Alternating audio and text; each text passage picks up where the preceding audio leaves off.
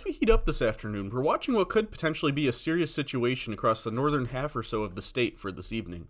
A boundary, seen roughly around this area, has been lifting northward throughout this afternoon and will provide a pathway for storms to follow this evening and may provide locally enhanced wind shear across northern Illinois as well. This boundary was actually originally laid out by last night's thunderstorms.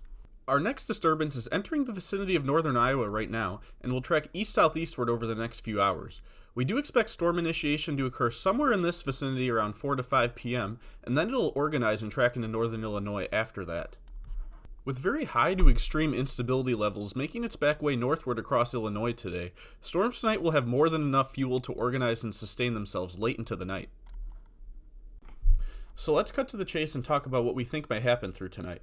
Again, we expect storms to develop just west of us across northeastern Iowa around 4 to 5 p.m. or so. Then, from around 5 to 6, they begin to grow upscale and will enter northwestern Illinois. This is when things will start to get interesting very quickly. Between the hours of 7 to 11, this line of severe storms with potentially destructive winds up to 80 miles an hour or even higher in some localized spots, and embedded tornadoes will push east-southeastward across the remainder of northern Illinois.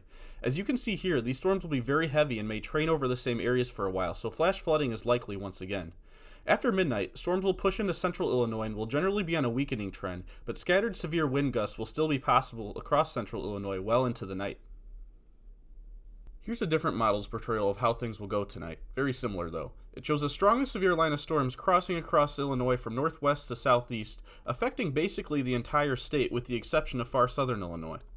It's important to note where the highest risk for severe is today, where we have a level 4 out of 5 risk for much of northern and north central Illinois.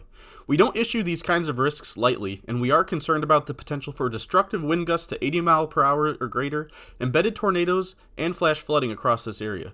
For the yellow level 3 out of 5 area, the severe risk is still quite elevated, but we do expect storms to at least eventually weaken slightly once they push into those areas. But really, if you live anywhere in the yellow and especially the orange risk areas, you need to have a way to receive warnings tonight and have a severe weather safety plan in mind too. The best overlap of wind shear, instability, and timing will be in this orange risk area, especially across northwestern and northern Illinois here. Again, we do want to stress that this isn't just the run-of-the-mill type of severe weather risk for us. This is one of those we typically only get once or twice a year. We're most concerned about damaging wind gusts. Again, some gusts could reach or exceed up to 80 miles per hour.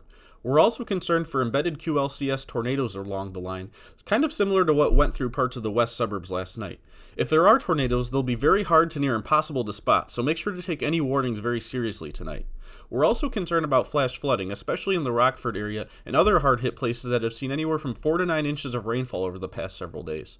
And lastly, there could be some hail, but we're really more concerned about the damaging wind, tornado risk, and flash flooding. This graphic from the National Weather Service offers a general idea on the timing of when these storms will arrive from northwest to southeast this evening. Once storms get organized, they'll be moving pretty fast. So once again, we expect things to get underway here in the next couple of hours. We might be already starting to see the first signs of initiation here across Iowa already, and it'll be beginning to slide southeast once it gets organized. Be sure to have your severe weather safety plan in place, and stay with ISC as we'll keep you updated tonight. We plan to post warnings and be live as much as possible throughout the event. Thanks for watching.